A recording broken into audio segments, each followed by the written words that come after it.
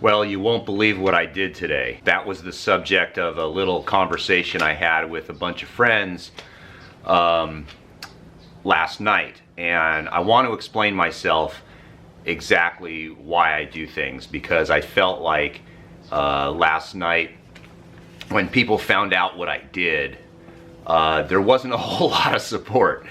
And I'll just tell you why I do it. I'll try to explain it as best I can, but the story is that what happened was we were talking about a street, and I'll tell you the name of the street kind of as we go along, but you'll know it. You'll know it if you're in the Southern California area, because it was part of the Tour of California one year, and I guess Peter Sagan has the record of how fast he went down it. I know it was over 60 miles an hour. And we were talking about last night this street because one of our good friends lives on this street. And there's a lot of animosity, or I'm going to say anger, or just people think we're crazy because we ride our bikes either up the hill or down the hill. And the conversation kind of went, you know, like, well, what do you have, a death wish?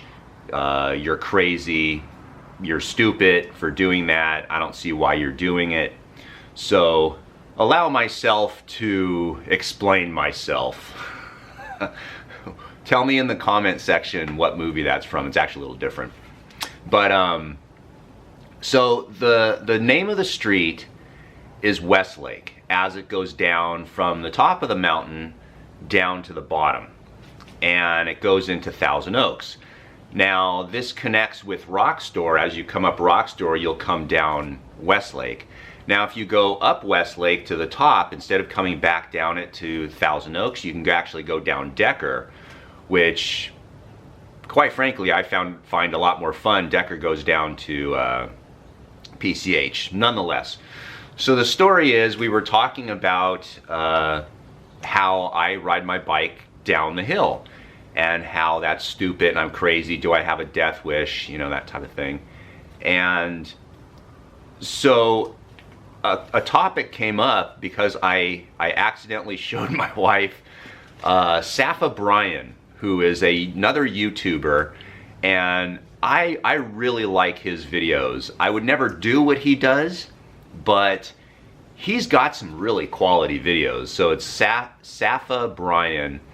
And how I learned about him was because I went and I did my own YouTube video on Deer Creek, and ironically he and I posted a Deer Creek video descending on the same day. You could literally see it was the same, pretty much the same type of day. He was probably 20 minutes ahead of me or behind me, who knows, but the trash cans were out exactly the same point and stuff, and I thought, wow. And I watched his video and I realized, wow, I need to step up my game on these videos, at least with the stabilization, because his video was really good. I liked mine, of course, better. My wife said she liked mine better. Mine had more commentary, but nonetheless, that's how I learned about him, and I've been watching his videos. And then he just did one where he went down Westlake, and the concern was that he was crossing the yellow line. I know why he was doing that, because you could see far in advance, and you know, he was confident he could do it.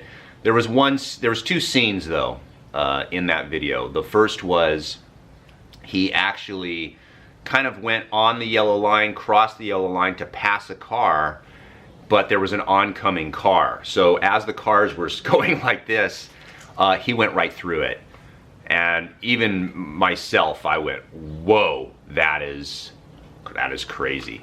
And then he actually was behind a car right at the bottom, and for some reason that truck hit the brakes on him. And occasionally you'll get that. That's kind of not nice, but that's what happened. And this guy took it in stride. So lesson number one, never tell your wife what you do till after you do it. And number two, don't videotape it. But this is more for my wife too. No, I do not cross the yellow line.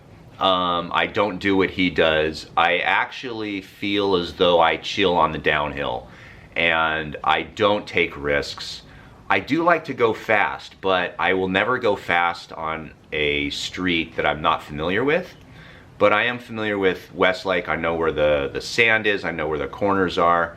And that's what was impressive about this guy's video, was I was watching, and there's this one turn where you can really overcook it. And man, he went fast down it. So to answer everybody's question, no, I do not have a death wish. I don't want to die. I love riding, but I love the adrenaline. So why do it? Why go down this street? Part of it is I don't know, but the other part is, to me, cycling is a lot like a roller coaster. I mean, when you go down a hill and it's real flowy like that, it's so much fun. I do it because it's fun. Now, what about the cars? Well, the truth of the matter is, this is not uncommon, and if you're a cyclist, you know this, but if you're not a cyclist, it's hard to understand this, but you can actually go faster than cars a lot of times on these streets, because you can kind of go through and carve the corners, even staying in your lane, and because you're a lot more narrow, you can gain some speed, and it's not uncommon to catch up to cars. And actually 2 times ago I was on that road and I started to catch up to this car, and I was like, crap. And the car actually, the driver of the car actually saw me behind him and was nice enough to actually move over. He waved to let me know he's letting me pass. That was awesome. So not all drivers are jerks, and not all cyclists are jerks. Some are. In both cases, that's the way it goes. But I really like going down this hill. It is so much fun. It's like asking someone, why would you go on a roller coaster? It's just a freaking blast. That's the kind of the truth of it.